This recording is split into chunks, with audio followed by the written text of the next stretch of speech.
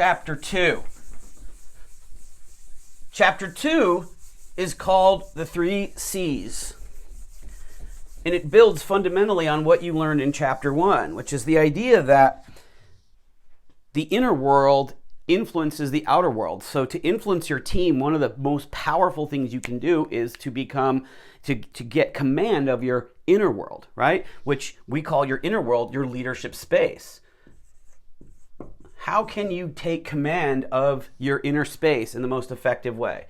And that leads us to the 3 C's. Now, what are the 3 C's?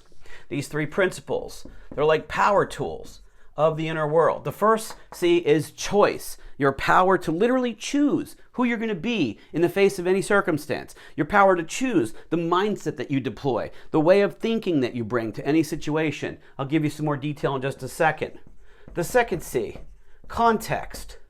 That's an incredibly powerful learning experience for anybody. When I first understood the power of context, it really changed my life. I'm going to teach you a very rich story about where it came from. I'll give credit to Viktor Frankl on this and explain the power that context brings to your capacity to take command of your inner world, your inner space. And then the third point, the third C, contribution. Contribution. This is just such a beautiful concept because it literally brings magic to your interactions with other people. And I've seen this work over and over and over. It's incredible. So I'm excited to share these 3 C's with you. Let's start with choice. So choice is very powerful. It's fundamental. And there's a little sentence at the beginning of this section of chapter 2 which says, in effect, you are the sovereign of your own inner world. There is no one else that has the ability or the right to tell you what's going to happen inside your own mind. Like, your inner world is a sacred precinct, and there's only one sovereign there, and that sovereign is you. That's your domain. And you might not think like that's a big deal. You're like, oh, well, what's the big deal? That's my brain, that's my inner world, that's my mind, who cares? But what you're going to realize is that your power to direct your own mind, your own state of consciousness, is actually one of the great superpowers you have, because you, through the power of resonance, can influence how other people are feeling and thinking. And that is fundamental to leadership. The leader's power is not just to direct how people are acting, but is to direct how people are feeling, to direct how people are thinking. And that's why this is such a powerful thing for you to understand. So we fundamentally have a choice about how we're going to respond to things, right? And this idea, I give Stephen Covey credit here. I'll give Viktor Frankl credit here.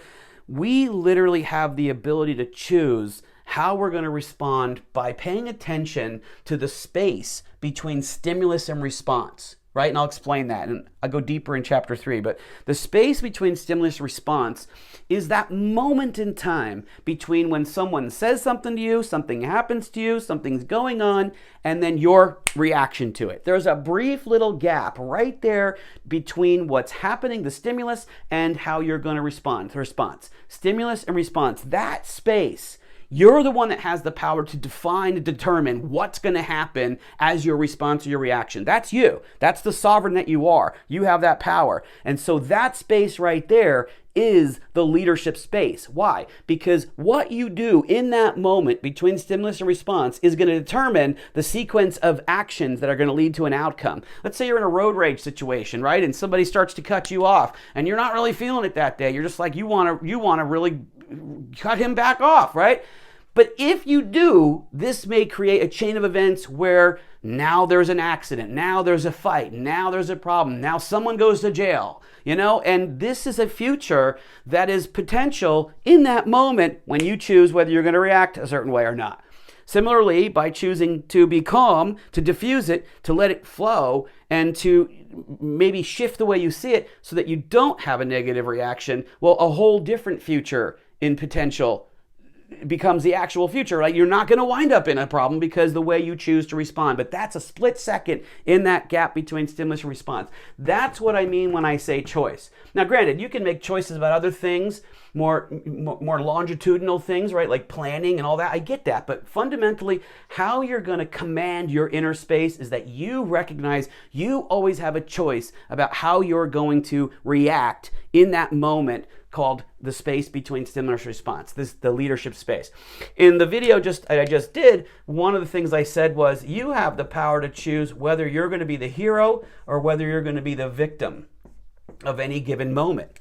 And this is where I got to tell you about Viktor Frankl, and then it will connect here into context as well. So Viktor Frankl was a Jewish doctor, I believe a psychologist, who was taken to a Nazi prison camp in World War II. And he wrote a book called Man's Search for Meaning, one of the most impactful books that's ever been written.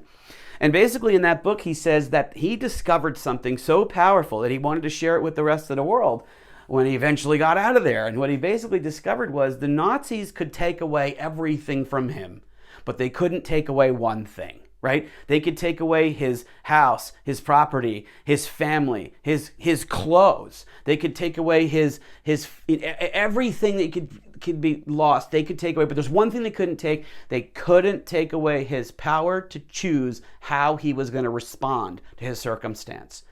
And that meant that he ultimately had the power to command his own inner world and to see possibilities that he maybe could survive that thing, that maybe he could get out there. And he shared in the book that he would visualize himself sharing, his experience in the camps, and that to inspire people. And he thought about his wife, and he thought about things that would give him life. And what he noticed is that it wasn't the people in the camps that had the greatest physical power that survived. Like, people would come into the camps and they would be healthy, and after a time they'd whittle down and wane down, and then they'd die. And then other people would get to a level of bones, but they would just survive. They had that grit. And he's like, what's the difference? And what he discovered was it wasn't outer strength that led to survival at the camps. I think Auschwitz here. It wasn't the outer strength. It was inner strength. It was people that were choosing their mindset and emotional environment, their space, their consciousness. They were choosing their response. Those were the people that actually survived. Those are the people that had a hero mindset. And so this is the foundation of the leadership space, that we have the power to choose how we're going to respond to circumstance. Okay? So how we respond, we choose that. And that leads to our future. Okay? Very important point. Now, context. Let's go a little deeper, because context gives you what I would call kind of like the great tool of this whole model, right? Because what is context? Context is the frame through which you see your circumstance. You can give meaning. You give meaning to everything that's happening by the way you frame it. And I like to tell a story. Let's say that you are at a... You're walking down the sidewalk with your niece, okay? And she's got a ice cream cone, and you're in the neighborhood, and you hear this loud engine sound, and some guy comes flying by, and let's say it's the fall, and there's leaves everywhere. Your niece drops her ice cream cone, and she looks up, and she's crying, and she's sad. And how do you feel about the guy? Let's say it's like a yellow Mustang. No offense to Mustangs, but whatever. Yellow sports car. Well, how do you feel about the guy in the yellow sports car? Like, you're angry, you're pissed, you're upset because he shouldn't be driving like that in the neighborhood. He could have killed your niece or yourself, right? So it's not good. But let's shift the context a little bit. Let's say you're now at a let me tell you, let's see where you are, right? So you're standing at a fence, right? There's a crowd of people around you, around this whole massive stadium. It's actually bigger than a stadium. It's a racetrack, right? And you've got your little niece, and she's got her ice cream cone, and these cars come flying by, vroom, vroom, vroom, 200 miles an hour, 205 miles an hour, 195 miles an hour, and it says DuPont, Pennzoil, whatever, all these different brands. And so where are you, right? You're at a NASCAR race, and the cars are flying by you right between, right next to you and your niece, but you're exhilarated. She's happy. She's got streaks of vanilla ice cream down her face, and she's looking up, and she's so happy. Like, what's the difference in your reaction? Why do you feel exhilarated here? Whereas in the other situation, you were angry, because the context is different, okay? You're in a different contextual moment. Right? And I get that that's a different place, but the point is the different contextual situation shifts your emotions. Okay, I'll tell you another quick story that I used to tell about these three bricklayers, and you can read it in the chapter.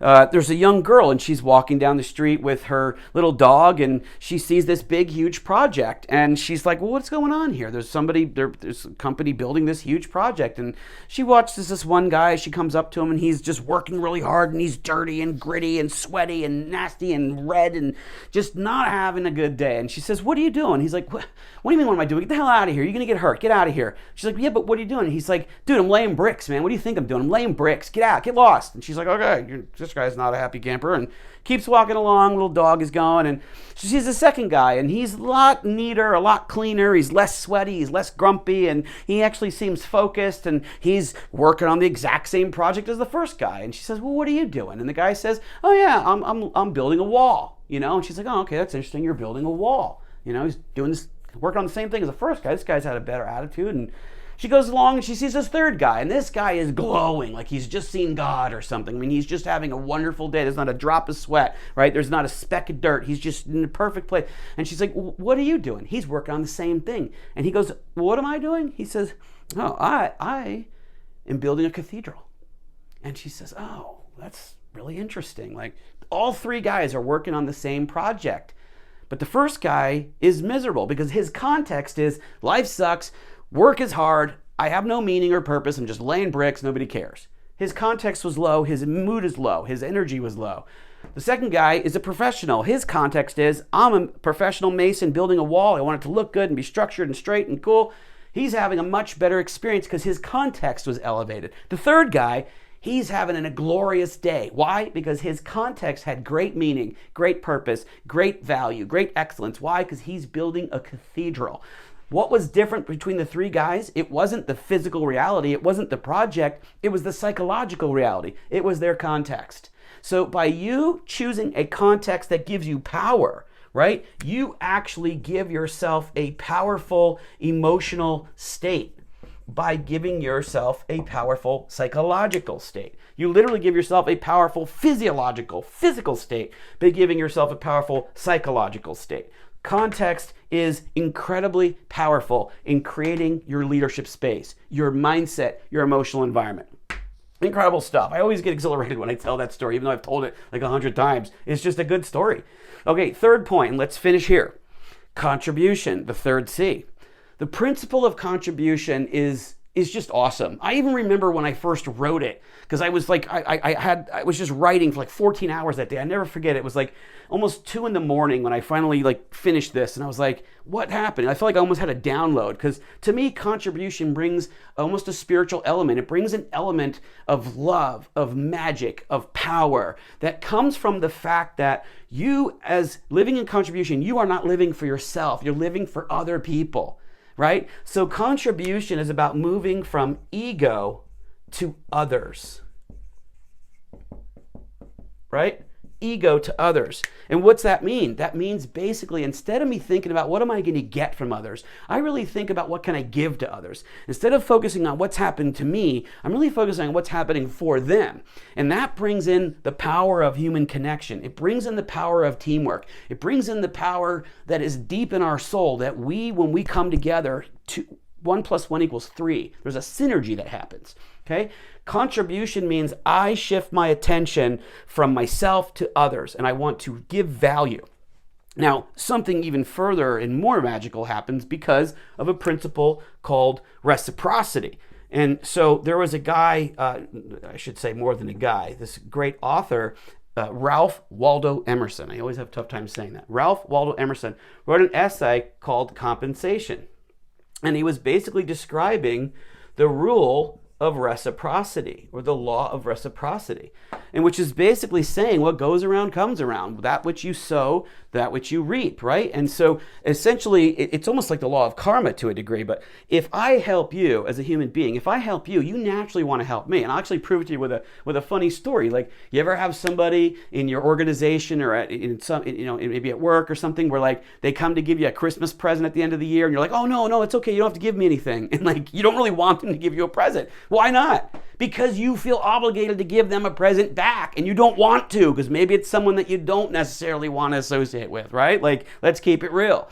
The principle I'm trying to get at is not that you shouldn't be generous. Maybe you should be generous with that person, but the deep point is that the principle of reciprocity literally says, in our gut, if someone does something for me, I kind of need to do something back, right? So similarly, if I do something for others, they're naturally going to want to reciprocate and give it back. And that's the point, is that contribution becomes compensation. That which I give comes back to me. And so it is true that compensation is fundamentally about shifting from ego to others. I want to benefit you. But by the principle of reciprocity, the law of compensation, you are naturally going to want to give back to me. And that's why it's such a powerful point for leadership. When I choose to take on the context of contribution, you will find that you bring great power to any situation.